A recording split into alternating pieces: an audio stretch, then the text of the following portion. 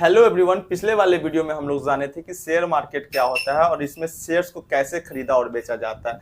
लेकिन दोस्तों, शेयर्स को खरीदने और बेचने के लिए क्या कुछ जरूरी है इसके बारे में हम लोग नहीं सीखे थे। तो आज जो शेयर्स को खरीदने और बेचने के लिए जिस अकाउंट की जरूरत होती है उस अकाउंट को डीमेट अकाउंट बोलते हैं। और डीमेट अकाउंट की जरूरत क्यों पड़ती है, कैसे पड़ती है, इसके बारे में आज बात करेंगे। दोस्तों, डीमेट अकाउंट की जरूरत किसी भी कंपनी के शेयर्स को खरीदने के लिए पड़ती है। अगर हमारे पास डीमेट अकाउंट नहीं होगा तो हम किसी कंपनी के शेयर्स को नहीं खरीद सकते हैं, हम किसी कंपनी के पॉलिसी को नहीं खरीद सकते हैं, हम किसी कंपनी के एसआईपी को नहीं खरीद सकते हैं, हम इंश्योरेंस नहीं खरीद सकते हैं। मतलब किसी भी प्रकार से हमें डिजिटल फॉर्म में जो भी पॉलिसीज होती है या फिर शेयर्स होता है उसको खरीदने के लिए डीमेट अकाउंट की जरूरत पड़ती है। जिस प्रकार से हमें अपने पैसे को डिजिटल फॉर्म में रखने के लिए बैंक अकाउंट की जरूरत होती है, हम अपने फिजिकल पेमेंट को डिजिटल पेमेंट में बदलने के लिए बैंक अकाउंट का यूज करते हैं। फिजिकल पेमेंट का मतलब क्या हुआ, जो हमारे पास कैश पड़ा है उस कैश को अगर हम घर में रखते हैं या फिर कहीं और रखते हैं तो हो सकता है कि हमारा पैसा गुम हो जाए, हो सकता है कि हमारा पैसा जल जाए, हो सकता है कि हमारे पैसे में दीमक लग जाए, हो सकता है कि हमारा पैसा किसी न किसी प्रकार से वेस्ट हो जाए, खराब हो जाए। तो हमारे पास डर बना रहता है कि हमारे पास इतना इतना कैश है और हम इसको कैसे रखेंगे कि ये सालों तक सेव रहेगा। तो इसको सेव रखने के लिए बैंक अकाउंट का यूज किया जाता है। हमारे पास एक डिजिटल फॉर्म में नंबर होता है, हमारा बैंक अकाउंट होता है, हम बैंक जाते हैं और अपने पैसे को रख देते हैं, ये पैसे हमारे बैंक अकाउंट में जमा हो जाते हैं। उसी प्रकार से किसी भी शेयर्स को रखने के लिए डीमेट अकाउंट की आवश्यकता पड़ती है। और डीमेट अकाउंट बिल्कुल बैंक अकाउंट की तरह है। डिफरेंट सिर्फ ये है कि हम अपने बैंक अकाउंट में कैश को रखते हैं और डीमेट अकाउंट में हम सिर्फ शेयर्स को रख सकते हैं, अपने एसआईपी को रख सकते हैं। यहाँ पे हम अपने कैश अमाउंट को नहीं रख सकते हैं। अब सीधा सीधा समझ लीजिए कि हम अगर ट्रेडर हैं तो ट्रेड करने के लिए हमारे पास एक डीमेट अकाउंट होना चाहिए और डीमेट अकाउंट ब्रोकर्स पे खरीदा जाता है। डीमेट अकाउंट खुलवाने के लिए हम किसी भी बैंक में खुलवा सकते हैं जहां से हम ट्रेड कर सकते हैं, यानी बैंक भी डीमेट अकाउंट खोलती है। उसके बाद बहुत सारे ब्रोकर्स हैं जो डीमेट अकाउंट खोलती है। जैसे ट्रेडिंग अकाउंट जो बोला जाता है उसी को डीमेट अकाउंट बोला जाता है। और जो ब्रोकर्स की हम बात कर रहे हैं उन ब्रोकर्स की अगर बात करके चलेंगे तो एंजल वन देख लीजिए जो सबसे ज्यादा फेमस है। सबसे ज्यादा अगर अकाउंट देख के चलिएगा तो एंजल वन पे आपको डीमेट अकाउंट देखने के लिए मिलेगा। आप स्टॉक्स, ये सारे के सारे जो है ना ये ब्रोकर है, यहाँ पे ये डीमेट अकाउंट भी खोलते हैं और ट्रेडिंग अकाउंट भी खोलते हैं। उसके बाद जीरोधा की बात कर लेते हैं।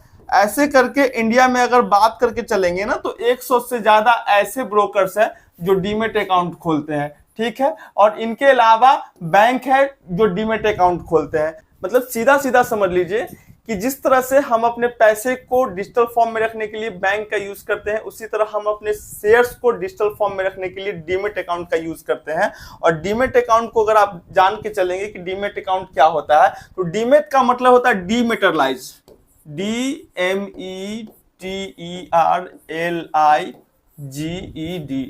डीमेटरलाइज। डीमेटरलाइज का मतलब क्या हुआ कि फिजिकल फॉर्म, डीमेटरलाइज मटेरियल मतलब कोई ना कोई ऐसा चीज होगा जिसको हम फिजिकल फॉर्म में रखते हैं, अपने पास रखते हैं। तो आज से 10 साल 15 साल 20 साल पहले अगर कोई व्यक्ति शेयर खरीदता था तो शेयर्स खरीदता था तो इसकी क्या सबूत है कि उसके पास वो शेयर्स है। बदले में उसको उस समय डीमेट अकाउंट नहीं होता था, शेयर्स के बदले उसको एक कागज का टुकड़ा दिया जाता था और उस कागज पे उसके बारे में लिखा होता था कि फलाने कंपनी का जो शेयर्स है उसके इतने शेयर्स के मालिक फलाने व्यक्ति है। अगर मान लिया जाए कि ये कागज का टुकड़ा उस आदमी से किसी भी प्रकार से खो जाता है तो पता चलेगा कि शेयर्स तो उसका था लेकिन बिना कागज के वो कोई वैल्यू का नहीं है, वो पर्सन कोई वैल्यू का नहीं है, वो शेयर्स उसका नहीं रहेगा जब तक वो कागज जमा नहीं करे। या फिर हो सकता है उस व्यक्ति के पास कागज है और किसी और आदमी को इसकी इंफॉर्मेशन मिल जाए कि फलाने कंपनी की कागज इनके पास है, इन्होंने इतना शेयर्स खरीदा हुआ है, और हो सकता है इनके कागज को चुरा ले। जिस व्यक्ति के पास कागज होगा शेयर्स उसी का होकर रह जाएगा, पहले वेरिफिकेशंस वगैरह नहीं होता था। या फिर हो सकता है कि कागज किसी तरह से खो जाए, या फिर हो सकता है कि कोई इस कागज का डुप्लीकेट बनवा ले, तो असली मालिक है वो इसका हकदार रहने से रह जाता था। पता चलता था किसी न किसी प्रकार से बहुत सारे लोगों को नुकसान हो जाता था। जैसा कि आपने सुना होगा कि भाई आज से 20 साल 25 साल पहले एक व्यक्ति थे जिन्होंने MRF का कुछ शेयर खरीदा था और 10,000 रुपए का इन्वेस्ट किया था और पता चला कि वो तो मर गए लेकिन आज 25 साल बाद उनके पोते को ये कागज मिला और पोते ने जब कागज देखा, उसने देखा कि हमारे दादाजी ने एमआरएफ का शेयर खरीदा था 10,000 का, और आज 30 साल बाद वो 10,000 रुपए कम से कम 90 करोड़ रुपए के आसपास बना हुआ है। तो ये मैटर बहुत ज्यादा वायरल हुआ था एमआरएफ का 10,000 का शेयर का, कि भाई दादा तो चलेगा लेकिन पोते को अरबपति बना करके चलेगा। अब समझ लीजिए कि अगर आपके पास डीमेट अकाउंट है तो आप अपने शेयर्स को वहां रख दे रहे हैं और आईडी पासवर्ड सेव है, तो आप रहे या ना रहे, जिस व्यक्ति के पास वो आईडी पासवर्ड आप दे के जाएंगे वो उसको 20 साल 25 साल 30 साल 40 साल बाद भी उससे वो पैसा निकाल सकते हैं। जो डीमेट अकाउंट है, वो डीमेट अकाउंट जो है ना, वो कैसे रहता है, डीमेट अकाउंट हमेशा आपके बैंक अकाउंट से लिंक रहता है। डीमेट अकाउंट हमेशा आपके बैंक अकाउंट से लिंक रहता है। मतलब डीमेट अकाउंट किससे लिंक रहता है, बैंक अकाउंट से। अब बैंक अकाउंट से जो लिंक रहेगा तो ये आपके एक बैंक अकाउंट से लिंक रहेगा। मतलब आपको शेयर्स खरीदने के लिए डीमेट अकाउंट में पैसा डालना होगा। मतलब आपको अपने बैंक अकाउंट से डीमेट अकाउंट में पैसा डालना होगा, और जैसे ही आप डीमेट अकाउंट में पैसा डालते हैं और किसी कंपनी का शेयर खरीदते हैं, मान लिया जाए कि रिलायंस का आप शेयर खरीदते हैं, रिलायंस का आप 100 शेयर खरीदते हैं, ठीक है, रिलायंस का आप 100 शेयर खरीदते हैं, तो जैसे ही बैंक अकाउंट से पैसा आपके डीमेट अकाउंट में गया और रिलायंस का शेयर जैसे ही खरीदते हैं तो डीमेट अकाउंट से आपका पैसा कट जाएगा और पता चलेगा ये रिलायंस का जो 100 शेयर है ये आपके डीमेट अकाउंट में आकर के सेव हो जाएगा। पैसा चला गया उस पार्टी के पास जिसने इस शेयर्स को बेचा था और उस पार्टी से शेयर्स आपके डीमेट अकाउंट में आ गया। अब ये डीमेट अकाउंट में आपका शेयर्स जो है सेव हो गया।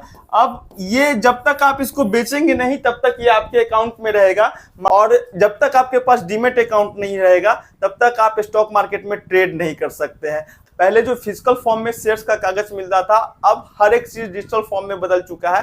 तो आप अपने शेयर्स को अपने डीमेट अकाउंट में रख सकते हैं, आप अपने स्टॉक्स को अपने डीमेट अकाउंट में रख सकते हैं, आप अपने एसआईपी को, आप अपने इंश्योरेंस को, आप अपने पॉलिसीज को डीमेट अकाउंट में रख सकते हो लंबे लंबे समय तक। अब ये डर नहीं रह गया है कि आपका फिजिकल फॉर्म का पेपर फट गया, खो गया या फिर किसी ने चोरी कर लिया।